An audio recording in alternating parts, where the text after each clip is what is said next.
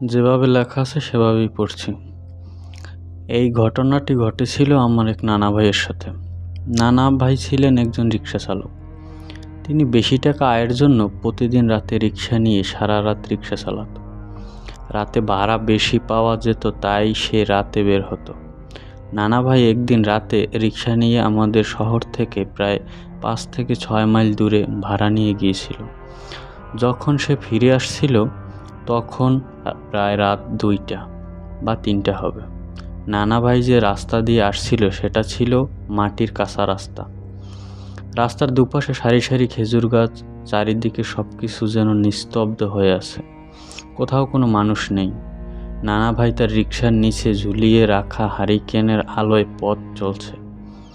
হঠাৎ পিছন থেকে কে যেন ডাক দিল, এই রিকশা থামাও, আমাকে নিয়ে যাও।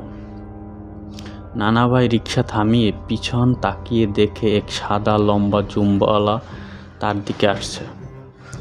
নানা ভাইয়ের সামনে এসে জিজ্ঞেস করলো, ভাই, সামনে একটি কবরস্থান আছে, আমি সেই কবরস্থানের খাদেম। আমাকে যদি ওই কবরস্থানের গেটে নিয়ে গেলে আমার খুব উপকার হতো। নানা ভাই লোকটির দিকে তাকিয়ে দেখলো সুন্দর চেহারা, মুখে সাদা লম্বা দাড়ি, হয়তো কোনো আল্লাহওয়ালা হবে। তাই সে তাকে রিকশায় উঠতে বলল। লোকটি রিকশায় ওঠার পর নানা ভাই তাকে বলল, ভাড়া কিন্তু ডাবল দিতে হবে। তখন লোকটি কোনো কথা না বলে চুপ করে রইল। যতক্ষণ পর্যন্ত কবরস্থানের গেট না পেল, লোকটি নানা ভাইয়ের সাথে একটি কথাও বলেনি। কবরস্থানের গেটে আসলে লোকটি নানা ভাইকে বলল, তুমি এখানে দাঁড়াও, আমি এখনই আসছি। তাই বলে সে কবরস্থানের ভিতর চলে গেল। কিছুক্ষণ পর একটা বস্তায় কি যেন নিয়ে ফিরে এলো। নানা ভাইকে বলল, তুমি আমাকে যেখান থেকে নিয়ে এসেছো সেখানে রেখে আসো, অনেক রাত হয়েছিল। তাই নানা ভাই লোকটিকে বলল, আমি আর যাব না, আমি বাড়িতে যাব, আপনি ভাড়া দিয়ে দেন। তখন লোকটি একটু যেন রেগে গিয়ে বলল, তুমি চলো, আমি তোমাকে অনেক মূল্যবান কিছু দেব। তাই বলে লোকটি নানা ভাইয়ের হাতে কয়েকটি সোনার কয়েন দিয়ে বলল, এটা নাও, পরে আরও পাবে, আর চলার পথে পিছনে একবারও তাকাবে না, তাহলে তোমার ক্ষতি হবে। নানা ভাই কিছুটা মনের মধ্যে ভয় অনুভব করতে লাগলো। তারপরও নিরুপায় হয়ে লোকটির রিকশায় বসিয়ে গন্তব্যস্থানে যেতে লাগলো। কিছু দূর যেতে নানা ভাই তার পিছন থেকে একটা অদ্ভুত শব্দ শুনতে পেল।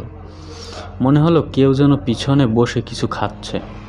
সে আওয়াজটা অন্যরকম, নরম, হাড় চিবালে যেমন শব্দ হয়, কর্মর কর্মর করে এমন একটা আওয়াজ আসছিল। নানা ভাই শুনতে পেল। অনেকক্ষণ ধরে নানা ভাই শব্দটা শুনছে, তাই পিছনে কি হচ্ছে দেখার জন্য তার মন ব্যাকুল হয়ে পড়ে। তখন নানা ভাই লোকটির নিষেধ করা কথাটি ভুলে গেল। নিজেকে সামলিয়ে ভয়ে ভয়ে সে পিছনের দিকে তাকিয়ে দেখল কি ভয়ঙ্কর এক দৃশ্য। তার পিছনে বসা লোকটি আসলে মানুষ নয়, সে একটি ছোট বাচ্চাকে চিবিয়ে খাচ্ছে।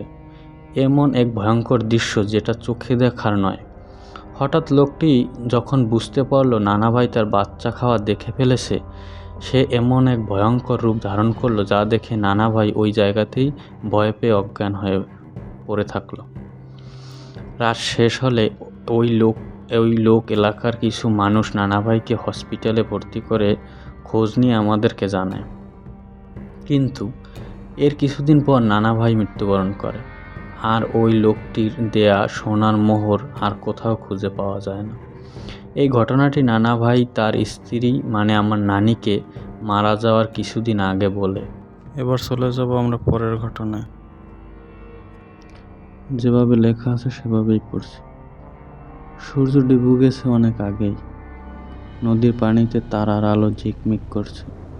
কালু মাঝি তার ছোট্ট ডিঙি নৌকা নিয়ে একা মাছ ধরতেছিলেন। হঠাৎ আকাশ কালো মেঘে ঢেকে যায়, বাতাস জোরে জোরে বইতে শুরু করে। কালু মাঝি বুঝতে পারেন এটি ভয়ানক ঝড় আসছে। ঝড়ের বেগ এত বেশি ছিল যে কালু মাঝির ছোট্ট নৌকা উল্টে যায়। কালু মাঝি ঠান্ডা জলে পড়ে যান। তিনি ডুবে যাচ্ছিলেন, কিন্তু কোনো মতে একটি কাঠের টুকরো আঁকড়ে ধরে বাঁচেন। তারপর তিনি অজ্ঞান হয়ে যান। যখন কালুমাঝি জ্ঞান ফিরে পান তখন তিনি দেখতে পান যে তিনি একটি অজানা দ্বীপে পৌঁছে গেছেন। দ্বীপটি অনেক অদ্ভুত ছিল। চারিদিকে কোনো গাছপালা নেই, শুধু ধূসর মাটি আর কালো পাথর। আকাশে একটি অদ্ভুত লাল সূর্য জ্বলছে। কালুমাঝি ভয় পেয়ে যান। তিনি বুঝতে পারেন না এই দ্বীপ কোথায় অথবা এখান থেকে তিনি কিভাবে বাড়ি যাবেন। কালুমাঝি দ্বীপে ঘুরে বেড়াতে লাগলেন। হঠাৎ তিনি দেখতে পেলেন একটি বিশাল বাজার।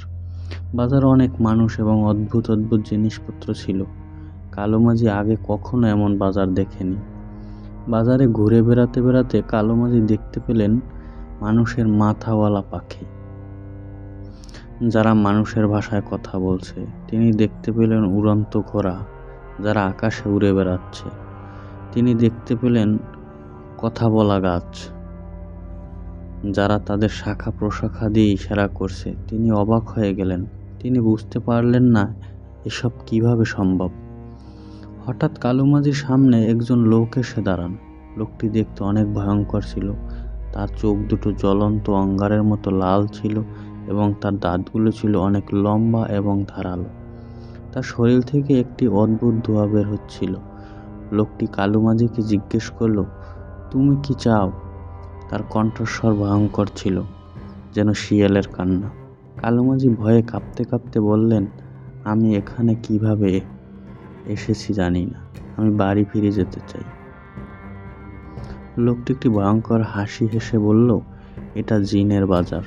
তুমি এখান থেকে যেতে পারবে না। তুমি এখন আমাদের বন্দী। কালুমাঝি আরো ভয় পেয়ে গেলেন। তিনি বুঝতে পারলেন যে তিনি একটি জিনের রাজ্যে এসে পড়েছেন। জিনেরা কালুমাঝিকে তাদের রাজ্যে থাকার প্রস্তাব দিল। তারা তাকে নানা রকম প্রলোভন দেখালো। তারা তাকে বলল যে তারা তাকে অনেক ধন দৌলত দেবে। তারা তাকে একটি সুন্দর বাড়ি দেবে। তারা তাকে তাদের রাজ্যের একজন গুরুত্বপূর্ণ ব্যক্তি বানাবে।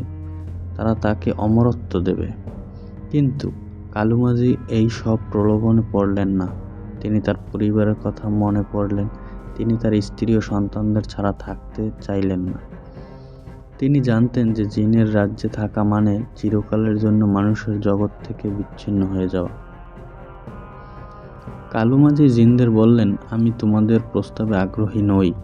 আমি আমার পরিবারের কাছে ফিরে যেতে চাই। জিনেরা রাগ করে গেল।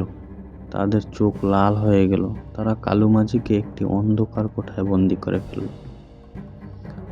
কালুমাঝি অনেকদিন জিনেদের বন্দী ছিলেন। তিনি প্রতিদিন তার পরিবারের কথা ভাবতেন। তিনি তাদের ছাড়া থাকতে পারছিলেন না। কোঠার ভেতর শুধু অন্ধকার আর ঠান্ডা। কালুমাঝি ভয় পেতে শুরু করলেন। তিনি জানতেন না জিনেরা তার সাথে কি করবে। একদিন কালুমাঝি জিনেদের হাত থেকে পালিয়ে যাওয়ার পরিকল্পনা করলেন। তিনি জিনেদের অনেক দিন ধরে লুকিয়ে লুকিয়ে পর্যবেক্ষণ করছিলেন। তিনি তাদের দুর্বলতা জানতে পেরেছিলেন। জিনেরা নাকি অমাবস্যার রাতে দুর্বল হয়ে পড়ে। এক অমাবস্যার রাতে কালুমাঝি পালিয়ে যাওয়ার চেষ্টা করলেন। তিনি অন্ধকার কোঠার একটি ছোট জানালা দিয়ে বেরিয়ে আসেন। জিনেরা ঘুমাচ্ছিল। কালুমাঝি চুপি চুপি বাজার থেকে বেরিয়ে আসেন এবং নদীর ধারে চলে যায়। কিন্তু জিনেরা হঠাৎ জেগে ওঠে। তারা দেখতে পায় যে কালুমাঝি পালিয়ে যাচ্ছে। তারা রাগে গর্জে ওঠে এবং কালুমাঝিকে ধাওয়া করে। কালুমাঝি নদীর ধারে এসে একটি নৌকা খুঁজে পান। তিনি নৌকায় চড়ে পালানোর চেষ্টা করেন, কিন্তু জিনেরা তাকে ছাড়তে চায় না। তারা আকাশে উড়ে তার নৌকার পিছু নেয়। জিনেরা কালুমাঝির উপর আগুনের গোলা ছুড়তে থাকে। কালুমাঝি কোনো মতে নৌকা চালিয়ে যান। জিনেরা তাকে ধাওয়া করে, কিন্তু তারা তাকে ধরতে পারে না। কালুমাঝি অনেক দূর চলে আসেন। জিনেরা আর তাকে অনুসরণ করে না। কালুমাঝি নিরাপদ অবস্থায় বাড়ি ফিরে যান। কালুমাঝি যখন বাড়ি ফিরে গেলেন তখন তার পরিবার খুব খুশি হলো। তারা তাকে জড়িয়ে ধরল। কালুমাঝি তার পরিবারকে জিনের বাজারের ভয়ঙ্কর কাহিনী বললেন। তারা অবাক হয়ে গেলেন। তারা বিশ্বাস করতে পারছিল না যে এমন কিছু সম্ভব। কালুমাঝি তার অভিজ্ঞতা থেকে একটি গুরুত্বপূর্ণ শিক্ষা পেলেন। তিনি বুঝতে পারলেন যে পৃথিবীতে অনেক রহস্য আছে। আমরা যা দেখি বা জানি তা শুধু একটি ছোট্ট অংশ। আমাদের চারপাশে এমন অনেক কিছু আছে যা আমরা কল্পনাও করতে পারিনি। কালু মাঝি আবার নিয়মিত মাছ ধরতে যেতে লাগলেন, কিন্তু তিনি আর কখনো ঝড়ের দিনে নদীতে যাননি। তিনি সবসময় সাবধান থাকতেন যাতে আবার কোনো অজানা দ্বীপে পৌঁছে না যান। তিনি তার অভিজ্ঞতা আমাদের অন্যান্য মাঝিদের বলতেন। তিনি তাদের সাবধান করে দিতেন যাতে তারা ঝড়ের দিনে নদীতে না যায়। এটাই ছিল কালু মাঝির ঘটনা। এবার চলে যাব পরের ঘটনায়। এটি একটি হাসপাতালের ঘটনা। যেভাবে লেখা আছে সেভাবেই পড়ছি। জাপানের ছোট্ট একটা শহরের বাইরে পাহাড়ের ঢালে অবস্থিত আচিহারা হাসপাতাল। একসময় এটি ছিল একটি সমৃদ্ধ মানসিক হাসপাতাল, যেখানে শত শত রোগী চিকিৎসা নেওয়ার জন্য আসত। কিন্তু এখন এটি একটি পরিত্যক্ত ভবন, যা স্থানীয়দের কাছে ভৌতিক হাসপাতাল হিসেবে পরিচিত। কথিত আছে এই হাসপাতালে অনেক রোগী নির্যাতনের শিকার হয়েছিল। তাদের আত্মা এখনও হাসপাতালে ঘুরে বেড়ায়। অনেক মানুষ নাকি হাসপাতালে অদ্ভুত শব্দ শুনতে পায়, ছায়ামূর্তি দেখতে পায়। কিছু লোক নাকি অদৃশ্য কাউকে তাদের ধাক্কা দিতে অনুভব করে। আমার নাম হিরো। আমি একজন ফটোগ্রাফার। আমি সবসময় পরিত্যক্ত স্থানগুলোতে ছবি তুলতে ভালোবাসি। আচিহারা হাসপাতালের কথা শুনে আমি সেখানে যাওয়ার সিদ্ধান্ত নিলাম। আমি চাইছিলাম হাসপাতালের ছবি তুলে একটি ফটো প্রদর্শনী করতে। এক শীতের সকালে আমি আচিহারা হাসপাতালে গেলাম। হাসপাতালের সামনে দাঁড়িয়ে আমি একটি অদ্ভুত শীতলতা অনুভব করলাম। চারপাশে একটি ভয়ঙ্কর নীরবতা, শুধু বাতাসের শব্দ শোনা যাচ্ছে। আমি হাসপাতালের ভেতর ঢুকলাম। ভেতরের পরিবেশ আরও ভয়ঙ্কর।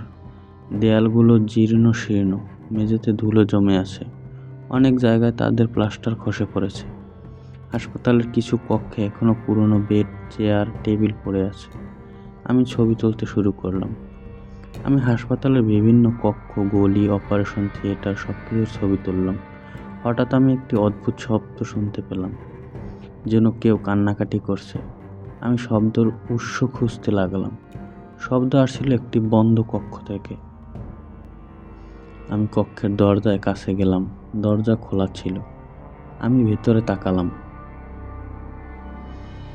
কক্ষটি অন্ধকার ছিল। আমি আমার টর্চ জ্বালিয়ে জানালার আলো পড়তেই আমি একটি অবয়ব দেখতে পেলাম। অবয়বটি একটি মহিলার মনে হচ্ছিল। তিনি কক্ষের এক কোণে বসেছিলেন। তার চুল অনেক লম্বা এবং ঝাঁকড়া ছিল। তিনি সাদা পোশাক পরেছিলেন। আমি ভয় পেয়ে গেলাম। আমি পিছিয়ে আসতে চাইলাম, কিন্তু পারলাম না। আমার পা যেন জমে গিয়েছিল। মহিলাটি আমার দিকে তাকালেন। তার চোখ দুটো ফাঁকা ছিল, কিন্তু আমার দিকে এগিয়ে আসতে লাগলেন। আমি চিৎকার করে উঠলাম। আমি দৌড়ে পালানোর চেষ্টা করলাম, কিন্তু মহিলাটি আমার চেয়ে দ্রুত ছিলেন। তিনি আমাকে ধরে ফেললেন। আমি আর কিছু মনে করতে পারলাম না। যখন আমি জ্ঞান ফিরে পেলাম, তখন আমি হাসপাতালের বাইরে ছিলাম। আমার শরীর ঠান্ডা ছিল। আমার মনে হচ্ছিল যে আমি একটি ভয়াবহ স্বপ্ন দেখছি। আমি আবার কখনো আচিহারা হাসপাতালে যাইনি। আমি এখনও সেই মহিলাটির কথা ভাবলেই ভয় পাই। আমি বুঝতে পেরেছি যে আচিহারা হাসপাতালে সত্যি একটি ভৌতিক স্থান। এই ছিল ঘটনা। এবার চলে যাব পরের ঘটনায়। যেভাবে লেখা আছে সেভাবেই পড়ছি। শীতের এক সকাল। ঢাকা থেকে আসা একটি পরিবার, বাবা আসিফ, মা তানিয়া এবং তাদের দুই সন্তান রিমি ও রনি, সুন্দরবনের বনভোজনে এসেছেন। সকাল থেকেই তারা নৌকা করে বনের ভেতর ঘুরে বেড়াচ্ছেন। সূর্য মাথার উপরে উঠে আসায় তারা একটি ছোট্ট খালের ধারে নেমে পড়ে, যেখানে তারা খাবার খায় এবং কিছুক্ষণ বিশ্রাম নেয়। খাবার খাওয়ার পর রিমি ও রনি বনের ভেতর খেলতে যায়। তারা ছুটোছুটি করতে থাকে, অনেক দূরে চলে যায়। কিছুক্ষণ পর তারা বুঝতে পারে যে তারা পথ হারিয়ে ফেলেছে। তারা চারপাশে তাকায়, কিন্তু কোনো চেনা জিনিস দেখতে পায় না, শুধু অজানা গাছপালা আর জীবজন্তুর শব্দ। তারা ভয় পেয়ে যায়। রিমি ও রনি চিৎকার করে তাদের বাবা মাকে ডাকে, আব্বু, আম্মু, কিন্তু বাবা মা তাদের কথা শুনতে পায় না। তারা আরও ভয় পেয়ে যায়। তারা বনের ভেতর এলোমেলোভাবে ঘুরে বেড়াতে থাকে। সূর্য অস্ত যাচ্ছে। বনের ভেতর আস্তে আস্তে অন্ধকার নেমে আসছে। রিমি ও রনি খুব ক্লান্ত এবং ভয়াক্রান্ত। হঠাৎ তারা দূরে একটি আলো দেখতে পেয়ে সেদিকে দৌড়ে যায়। আলো আসছিল একটি পুরনো পরিত্যক্ত বাড়ি থেকে। বাড়িটি অনেক পুরনো এবং জীর্ণশীর্ণ। বাড়ির চারপাশ ঝোপঝাড় জন্মেছে, দরজা জানালা ভাঙা। রিমি ও রনি ভয়ে বাড়ির ভিতর ঢোকে। বাড়ির ভিতর অন্ধকার এবং ঠান্ডা। একটি অদ্ভুত গন্ধ বাতাসে ভেসে বেড়াচ্ছে। হঠাৎ রিমি ও রনি শুনতে পায় যে কেউ তাদের নাম ধরে ডাকছে, রিমি, রনি। তারা ভয়ে চারপাশে তাকায়, কিন্তু কেউ নেই। শুধু পুরনো আসবাবপত্রের ছায়া দেয়ালে নাচছে। রিমি ও রনি একটি কোণে বসে পড়ে। তারা খুব ভয় পাচ্ছে। তারা জানে না এখন তাদের কি করতে হবে। রিমি তার ছোট্ট ভাইকে জড়িয়ে ধরে আর আল্লাহর কাছে প্রার্থনা করতে থাকে। হঠাৎ বাড়ির ভেতর একটি আলো জ্বলে ওঠে। আলো আসছে একটি পুরনো ল্যাম্প থেকে। ল্যাম্পটি নিজে নিজেই জ্বলে উঠেছে। রিমি ও রনি ভয়ে চিৎকার করে ওঠে। তারা বাড়ি থেকে বেরিয়ে পালানোর চেষ্টা করে, কিন্তু বাড়ির দরজা বন্ধ হয়ে যায়। রিমি ও রনি আরও ভয় পেয়ে যায়। তারা জানে এখন তাদের কি হবে। হঠাৎ বাড়ির ভেতর একটি ছায়ামূর্তি দেখা যায়। ছায়াটি আস্তে আস্তে তাদের দিকে এগিয়ে আসে। রিমি ও রনি ভয়ে চোখ বন্ধ করে ফেলে। কিছুক্ষণ পর তারা চোখ খোলে। তারা দেখতে পায় তাদের বাবা মা তাদের সামনে দাঁড়িয়ে আছে। বাবা মা তাদের জড়িয়ে ধরে। রিমি ও রনি খুব খুশি হয়। তারা বাবা মায়ের সাথে বাসায় ফিরে যায়। পরের দিন সকালে তারা সবাই সেই বাড়িটি খুঁজতে যায়, কিন্তু বাড়িটি তারা খুঁজে পায় না, যেন বাড়িটি কখনো ছিলই না। রিমি ও রনি বুঝতে পারে যে তারা সুন্দরবনের ভূতের ঘটনা একটি অংশ হয়ে গেছে। তারা জানে না সেই রাতে আসলে কি হয়েছিল, কিন্তু তারা চিরকাল সেই রাতের কথা মনে রাখবে। এবার চলে যাও পরের ঘটনায়। যেভাবে লেখা আছে সেভাবেই পড়ছি। শহরের একদম কেন্দ্রস্থলে অবস্থিত সিটি হাসপাতাল। এটি একটি বিশাল হাসপাতাল, যেখানে প্রতিদিন শত শত রোগী আসে চিকিৎসার জন্য। কিন্তু এই হাসপাতালের একটি কালো অধ্যায় আছে, যা অনেকের অজানা। হাসপাতালের ৩য় তলায় একটি পরিত্যক্ত ওয়ার্ড আছে, যেখানে অনেক বছর আগে একটি ভয়াবহ ঘটনা ঘটেছিল। একটি অগ্নিকাণ্ডে এই ওয়ার্ডের সব রোগী মারা গিয়েছিলেন। তারপর থেকে ওই ওয়ার্ডটি বন্ধ করে রাখা হয়েছে। লোকেরা বলে ওয়ার্ডে এখনও সেই মৃত রোগীদের আত্মা ঘুরে বেড়ায়। রাতের বেলা ওয়ার্ড থেকে অদ্ভুত শব্দ শোনা যায়। কাউকে কাশতে শোনা যায়, কাউকে চিৎকার করতে শোনা যায়, কাউকে আবার কান্নাকাটি করতে শোনা যায়। হাসপাতালের কর্মচারীরা রাতের বেলা থেকে ৩য় তলায় যেতে ভয় পায়। একদিন রাতে হাসপাতালের কিছু জরুরি রোগী আসে। ডাক্তার এবং নার্সদের অনেককে তাড়াহুড়ো করতে হয়। এই তাড়াহুড়োর মধ্যে কিছু রোগীকে ৩য় তলায় পরিত্যক্ত ওয়ার্ডে রেখে দেওয়া হয়। রাত প্রায় ২টা। নার্স রহিমা রোগীদের দেখাশোনা করার জন্য ৩য় তলায় যায়।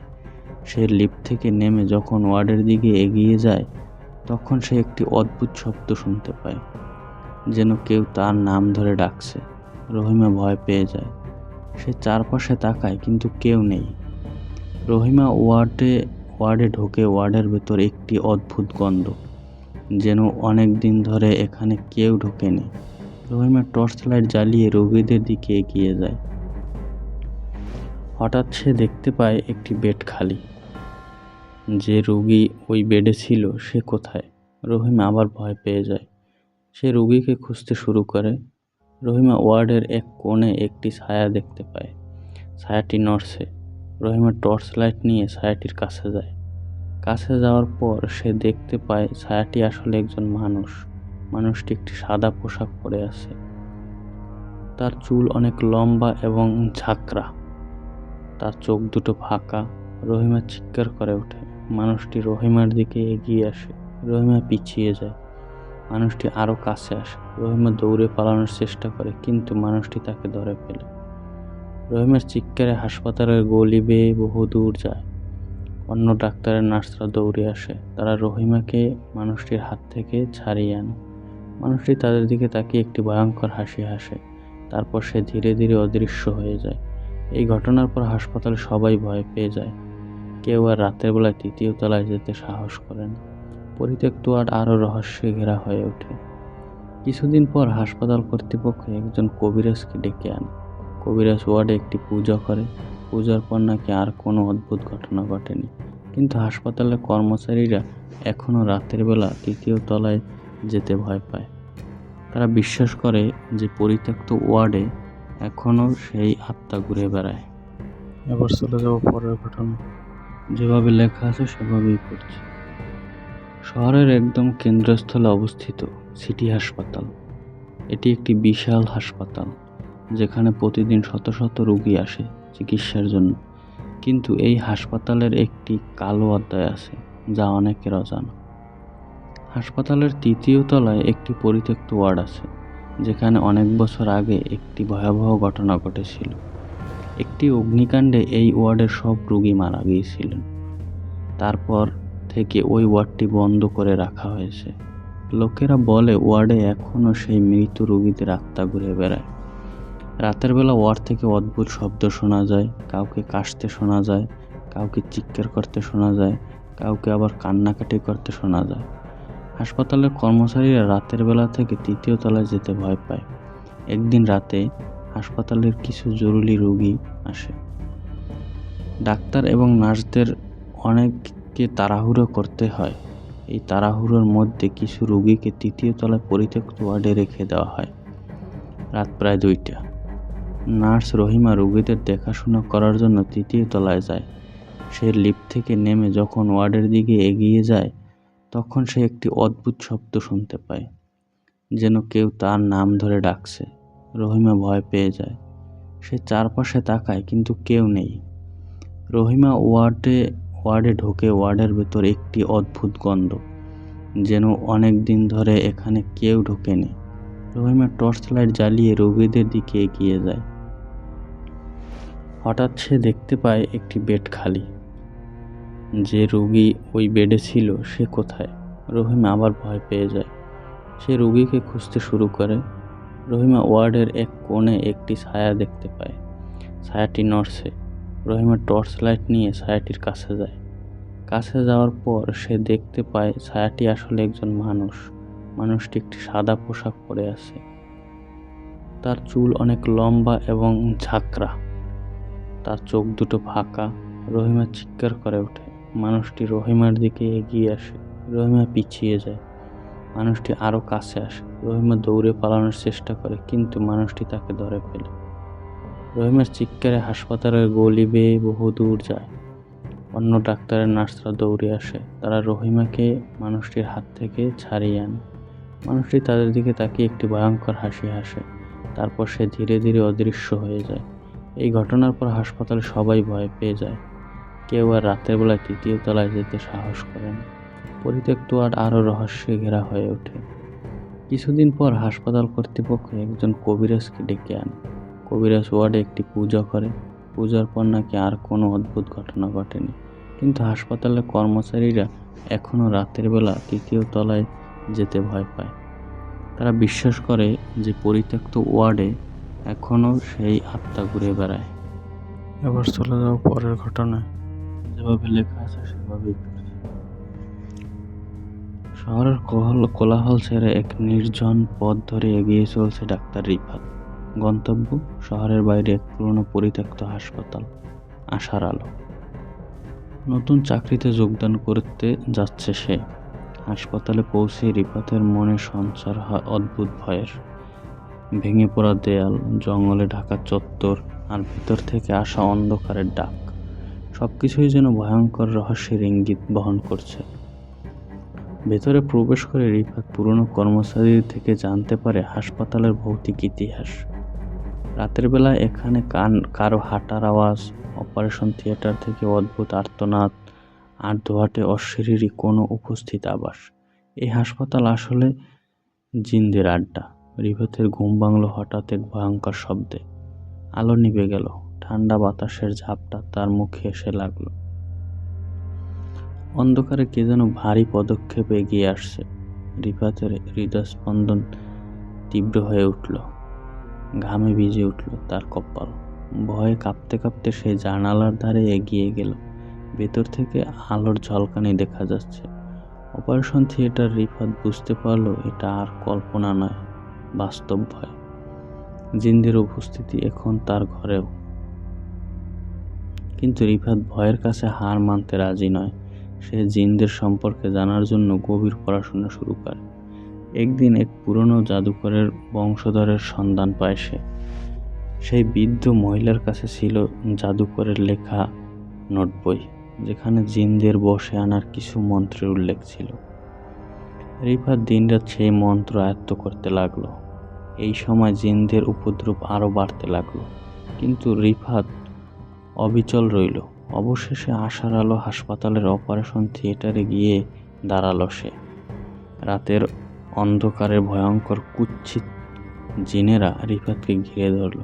রিফাত জাদুকরের নোট বই খুলে মন্ত্র উচ্চারণ করল। মন্ত্রের প্রভাব পড়তেই লাগলো জিনদের উপর। তারা কষ্ট পেতে লাগলো।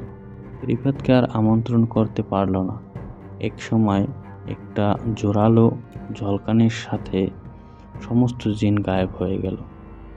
আশার আলো হাসপাতালে মুক্তি পেয়েছে জিনদের হাত থেকে। হাসপাতালটি আবার চালু হয়েছে। রিফাতের সাহসিকতার ফলে দরিদ্র ও অসহায় রোগীদের বিনামূল্যে সেবা পেতে লাগলো। কিন্তু সব জিন তো আর মুক্ত হয়নি। হাসপাতালে আটকা থাকা জিনদের নেতা ছিল শাহজাহান। সে মন্ত্রের প্রভাবে বন্দিশালা থেকে মুক্তি পেয়ে রিফাতের প্রতি তার প্রতিশোধের আগুন তীব্রতর হয়ে উঠেছে। শাহজাহান রিফাতের পরিবারের সদস্যদেরকে হুমকির মুখে ফেলে। রিফাত বুঝতে পারে শাহজাহানকে থামাতে হলে তাকে নিজের সবচেয়ে বড় ভয়ের মুখোমুখি হতে হবে। সে জিনদের জগতে প্রবেশ করে শাহজাহানের সাথে মুখোমুখি হবার জন্য। রিফাতের জিনদের জগতে অদ্ভুত এক ভয়ঙ্কর অভিজ্ঞতা হয়। অজানা বিপদে মুখোমুখি হতে হয়। শেষ পর্যন্ত সে শাহজাহানের সম্মুখীন হয়। তাদের মধ্যে তীব্র লড়াই হয়। রিফাত তার সাহস, বুদ্ধিমত্তা আর নতুন আয়ত্ত করা জাদুর ক্ষমতা ব্যবহার করে অবশেষে শাহজাহানকে পরাজিত করে। জিনদের জগৎ থেকে ফিরে আসে রিফাত। তার এই অভিজ্ঞতা তাকে করে তোলে আরও শক্তিশালী, আরও সাহসী। কিন্তু এখন আর তার সামনে নতুন পথ উন্মোচিত। জিনদের জগতে সে জাদুবিদ্যা সম্পর্কে অনেক কিছু শিখেছে। এই জ্ঞান ব্যবহার করে একজন জাদুকর হিসেবে কাজ শুরু করতে পারে সে। রিফাত বিভিন্ন রহস্য আর ঘটনার সমাধানের জাদুর সাহায্য নেয়। হারিয়ে যাওয়া জিনিস খুঁজে বের করা, অপরাধীদের শনাক্ত করা, এমনকি অসুস্থ মানুষের চিকিৎসা করা। রিফাতের জাদু সব সমস্যার সমাধানে সাহায্য করে। সে জাদুবিদ্যা শেখা নয়, জিনদের বিশ্বের সম্পর্কে জানতে আগ্রহী হয়ে ওঠে। তাদের ইতিহাস, সংস্কৃতি এবং তাদের সাথে মানুষের সম্পর্ক নিয়ে গবেষণা শুরু করে। শাহজাহানের পরাজয়ের যে মানুষ আর জিনদের শান্তিপূর্ণ সহাবস্থান তৈরি হয়, সেই আশা ভেঙে যায়। কিছু জিন শাহজাহানের প্রতিশোধ নিতে চায়, অন্যরা মানুষের জগতে আধিপত্য বিস্তার করতে উঠে পড়ে লেগেছে। এর মাঝে রিফাত জানে জিনদের বিরুদ্ধে যুদ্ধ এড়ানো অসম্ভব। সে মানুষদেরকে যুদ্ধের জন্য প্রস্তুত করতে শুরু করে। জাদুবিদ্যা, অস্ত্র প্রশিক্ষণ এবং সব বিষয়ে তাদের ক্ষমতা বৃদ্ধি করা হয়। রিফাত আর একা লড়তে চায় না। সে জিনদের বিরুদ্ধে লড়াই করা অন্য জাতীয় গোষ্ঠীর সাথে নিম্নতা স্থাপন করে। অবশেষে যুদ্ধ শুরু হয়।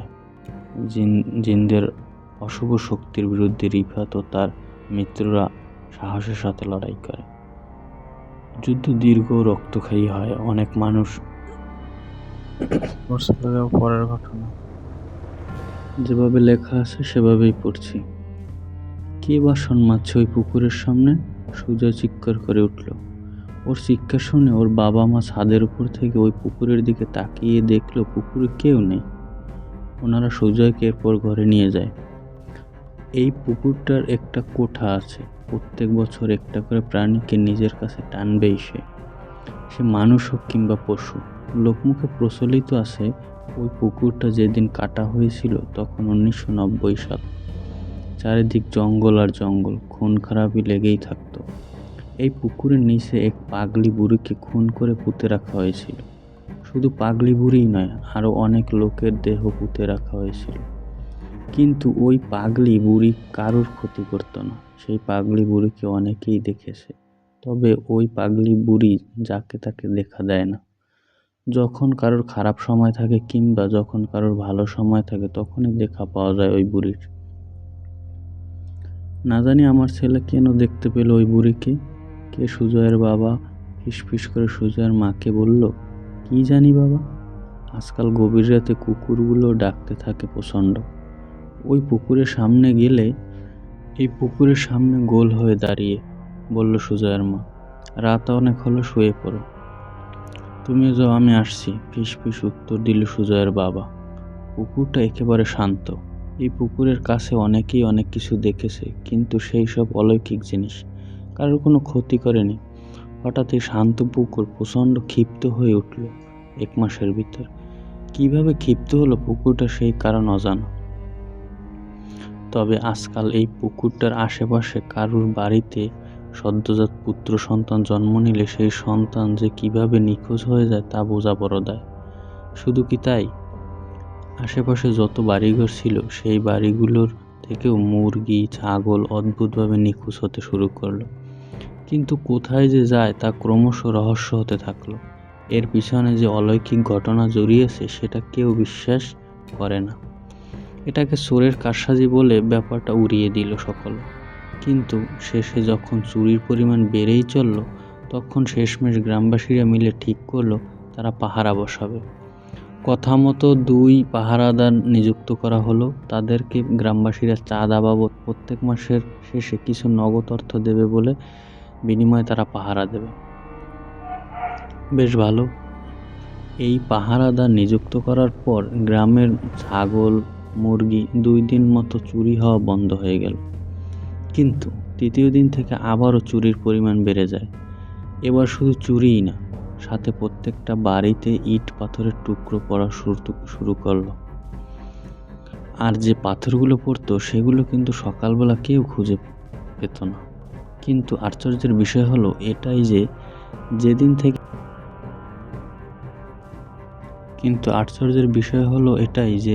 থেকে পাথরের উপদ্রব শুরু হয়েছিল তার পরের দিন থেকেই ওই পুকুরের আশেপাশে অনেক বড় বড় পাথরের খোয়া পড়ে থাকতে দেখা যেত। এরকম একটা ঘটনা দেখে তারা সকলেই অবাক। তাদের মনে এই ধারণা তৈরি হলো যে ওই পুকুরের কাছে কিছু একটা গন্ডগোল আছে। গ্রামবাসীদের অনুরোধে এই পাহারাদারগুলো ওই পুকুরটার আশেপাশে ভালোভাবে পাহারা দিতে থাকলো। সামনে সুজয়দের বাড়ি থেকে রাতের খাবারও দিয়ে যায় ওই পাহারাদারদের। গরমকালের রাত, তারা লোকজন প্রায় চেতনই থাকতো। তার মধ্যে যাদের বাড়িতে খামার রয়েছে তাদের তো দুশ্চিন্তা, ঘুম ঠিকঠাক হয় না। দিনটা ছিল বুধবার। 2টো থালায় ভাত, ডাল, ইঁচুড়ের তরকারি আর বকফুলের বড়া পেট পুরে খেলো ওই পাহারাদারগুলো। ওই পুকুরের সামনে একটা মাঠ আছে, সেইখানেই তাদের নৈশভোজ সারল। তারপর অমিত বলে উঠল, যা রতন, থালা 2টো নিয়ে আয় সুজয়ের বাড়িতে, আমি ততক্ষণে হাত পা ধুয়ে নিই। রতন থালা 2টো নিয়ে এসে ওই পুকুর পাড়ের কাছে গিয়ে যা দেখলো তাতে রতনের পিলে চমকে গেল। রতন দেখলো অমিতকে 4 থেকে 5 জন মোটা কালো কুৎসিত বেটে মানুষ জাপটে ধরে জলের মাঝখানের দিকে নিয়ে গেছে। চাঁদের আলোয় তাদের মুখের গঠন না দেখা গেলেও ওরা 4-5 জন ছিল তা রতন বুঝতে পারল। রতন একটা চিৎকার দিয়ে উঠে। ওর চিৎকার শুনে আশেপাশের বাড়ির লোকেরা দৌড়ে আসে, তারাও দেখলো এই দৃশ্য। পরের দিন সকালে অমিতের লাশ ভেসে উঠে। গ্রামবাসীরা তো জলে নামতে ভয় পাচ্ছিল। কয়েকজন সাহস করে জলে নেমে সেই লাশ নিয়ে আসে। এই খবরটা ধীরে ধীরে পুরো গ্রামে ছড়িয়ে পড়ল। আশেপাশের গ্রাম থেকে লোকজনেরা এসে ওই পুকুরটাকে দেখতে লাগলো। কয়েকজন এই বাকি ঘটনাগুলোর জন্য পুকুরটাকে দায়ী করলো। তাদের মতে এই পুরো ঘটনার পেছনে পুকুরটার কিছু যোগসূত্র আছে। কিন্তু এটা তো অলৌকিক কাজ, যার অলৌকিক ক্ষমতা আছে সেই পারবে সমাধান করতে। তবে তান্ত্রিক, ওঝা, সন্ন্যাসীদেরকে বলা হলো এর সমাধানের জন্য, কিন্তু তারা কেউ রাজি হলো না। শেষমেশ এক তান্ত্রিক রাজি হলেন। তিনি বলেন তাকে যদি মোটা অঙ্কের টাকা দেওয়া হয় তবে সে কাজটা করে দেবে। ইতিমধ্যে খবর এলো রতন নাকি মারা গেছে। অনেকদিন জ্বরে ভুগছিল, জ্বরের ঘোরে ভুলভাল বকছিল, তারপর এক সময় সে মারা যায়। এই ব্যাপারটায় গ্রামবাসীরা মর্মাহত হয়, তাই ওই তান্ত্রিককে অনুরোধ করে দ্রুত এই পুকুর থেকে অলৌকিক শক্তি তাড়ানোর কাজ শুরু করতে। তান্ত্রিক দিনক্ষণ ঠিক করে মঙ্গলবার রাতটাকে বেছে নেয়। ভর অমাবস্যা ছিল সেদিন। রাত 11টা থেকে শুরু হয় যজ্ঞ। তান্ত্রিক একটা গণ্ডি কেটে দেয় তার পাশে। ওই গণ্ডি দেখিয়ে বলে এর ভেতরে কেউ যেন না আসে। এরপর তান্ত্রিক তার কার্যক্রম শুরু করে দেয়। বেশ কিছুক্ষণ মন্ত্র পাঠ করে তান্ত্রিক মন্ত্রপুত ছাড়াই ওই পুকুরে ছুঁড়ে ফেলে। গ্রামবাসীদের মনে তখন প্রবল উদ্বেগ, কারণ ওই পুকুরের জন অবরোধ নড়ছিল। পুকুরের আশেপাশে যত গাছ আছে সেগুলো দুলছিল হাওয়ায়। কিছুক্ষণ পর অদ্ভুত জিনিস দেখা যায়, যা দেখে হকচকিয়ে যায় তান্ত্রিকও। ওই দূরের শালগাছটা থেকে একজন উড়ে এসে তান্ত্রিকের থেকে 2 হাত দূরে এসে দাঁড়ায়। সে ছেলে কিনা মেয়ে বোঝা যাচ্ছিল না, একেবারে কালো, অন্ধকারে থেকেই কুচকুচে কালো। তান্ত্রিক নিজের হাতে একটু জল গিনিয়ে ওই আগুনের উপরে বেশ কিছুক্ষণ ঘুরিয়ে ওই কালোর অবয়বটার উপর ছুঁড়ে মারে। তারপর তান্ত্রিক গম গম করা গলায় বলে ওঠে, কে তুই? এখানে কি করছিস? ওই অবয়বটা কিরকম অদ্ভুত স্বরে বলে উঠল, আমি বদলা চাই। তান্ত্রিক প্রশ্ন করে, বদলা? কিসের বদলা? অবয়বটা বলে ওঠে, আমি বিদ্যুতের বউ সুপ্রিয়াকে শেষ করে দিতে চাই। কে তুই? কেন মারতে চাস ওকে? অবয়বটি বলে, আমি এতকাল ধরে পুকুরের পড়ে আছি, কারণ কোনো ক্ষতি করিনি, কিন্তু ওই সুপ্রিয়া, ছি, কি নীচ মানসিকতার এর এক লোক। তোরা শাস্তি দে, না হলে ওকে আমার কাছে দিয়ে দে। কেন, কি করেছে সুপ্রিয়া তোকে? তান্ত্রিক উঁচু গলায় শুধায়। ও ভর দুপুর বেলায় কয়েকদিন আগে সৈকতদের বাড়িতে যায়।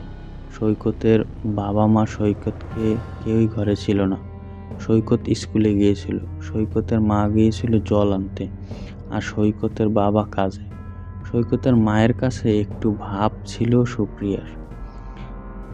আর সৈকতের সদ্য একটা বোন হয়েছে। সৈকতের বাড়িতে গিয়ে কাউকে না দেখে সুপ্রিয়া সৈকতের বোনের সাথে খেলতে থাকে। কোলে নিয়ে ওইটুকু ছোট মেয়েটাকে নিয়ে সে নাচন কোদন, কিন্তু হঠাৎ হাত ফসকে মাটিতে পড়ে যায় সৈকতের বোন। এদিকে সৈকতের মাও ঘরের দিকে আসতে থাকে। ওই বাচ্চা মেয়েটার মধ্যে কোনো হেলদোল না দেখে অপরাধের ভয়ে ওই ছোট মেয়েটাকে ভর দুপুরে নিয়ে আসে পুকুর পাড়ে। বাচ্চাটাকে নিয়ে পুকুরের শেষ প্রান্তে গিয়ে ভাসিয়ে দেয় একটা ড্রামের মধ্যে করে, আর ড্রামটার সাথে ইট ঝোলাই করা কয়েকটা বস্তা বেঁধে দেয়। বিবেক বাঁধেনি ওই সুপ্রিয়ার? আজকের মতো এখানে শেষ করছি। আল্লাহ হাফেজ, সবাই ভালো থাকবেন।